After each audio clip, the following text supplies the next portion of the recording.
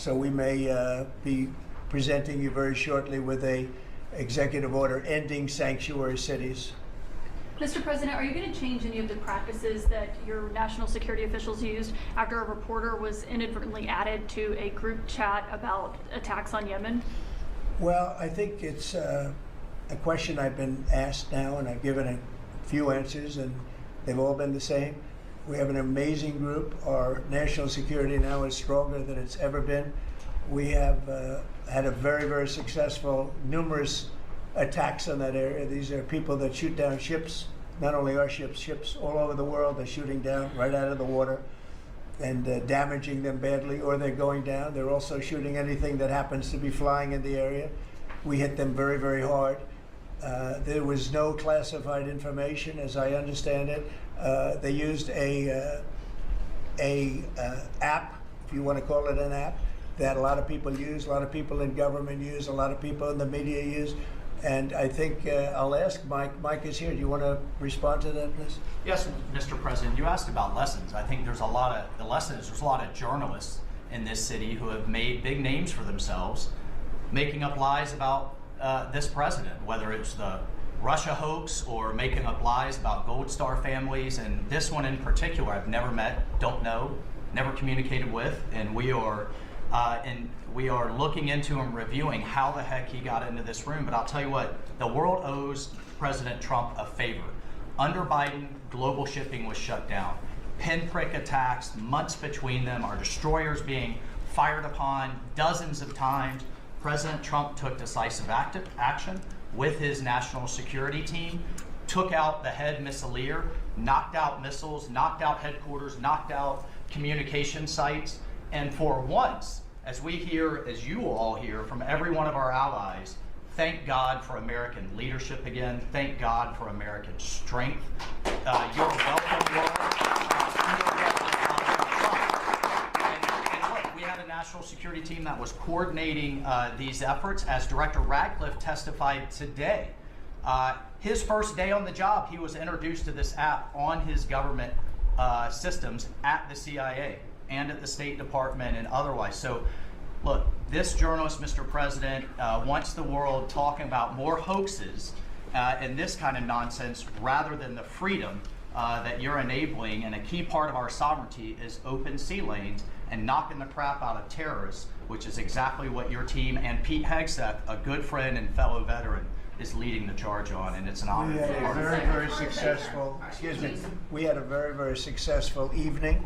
And we've had numerous successful evenings and days in that area. The Houthis are absolutely on the run. The worst of them has been killed. This should have been done a long time ago by Biden, but Biden was an incompetent president. He couldn't do anything. He didn't know where he was going. He had no clue. This guy had no clue. This should have been done a long time ago. As they shoot missiles at ships, randomly shoot missiles at ships.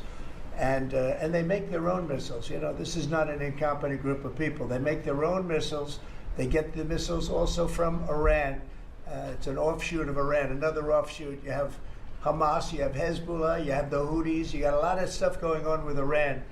And we sent a letter to Iran. You're going to have to be speaking to us one way or the other pretty soon, because we can't let this happen. But that's an app that a lot of people use.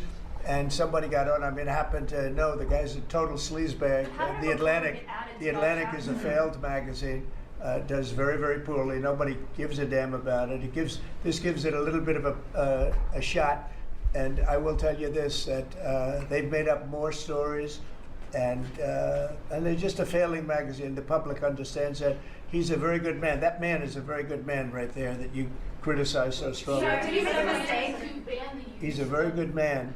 And he will continue to do a good job. In addition to him, we had very good people in that meeting, and those people have done a very, very effective job, and you're going to see it. And it goes on, by the way. It's going to go on. And I think the Houthis wish that it didn't happen, but that's what it's all about. We have to create a safe country, a safe world, and that's what we're doing.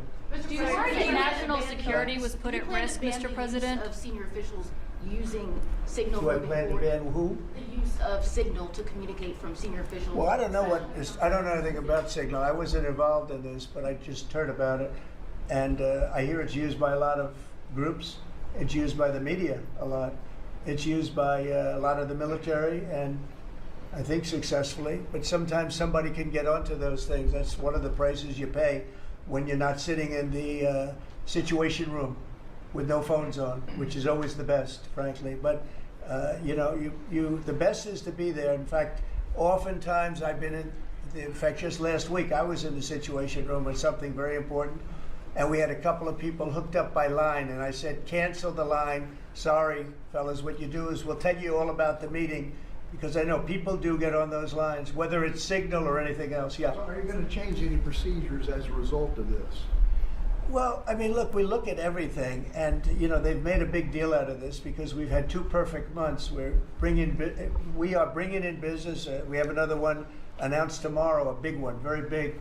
Like in the history of our country, nobody's ever seen anything like it. And I think probably a lot of people are saying they started by saying it was the greatest first month that a president has ever had, and I think that's true. And now they say it's the best second month, and they had to find something. And this certainly will look at this, but the main thing was nothing happened. The attack was totally successful.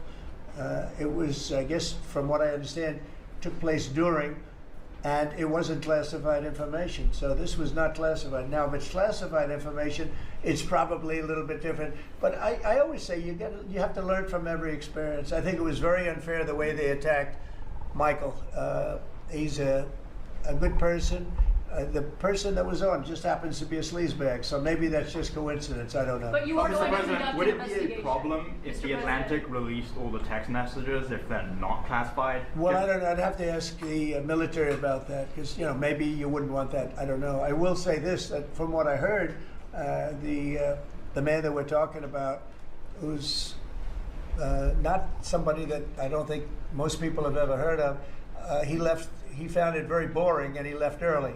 He got off the line very early.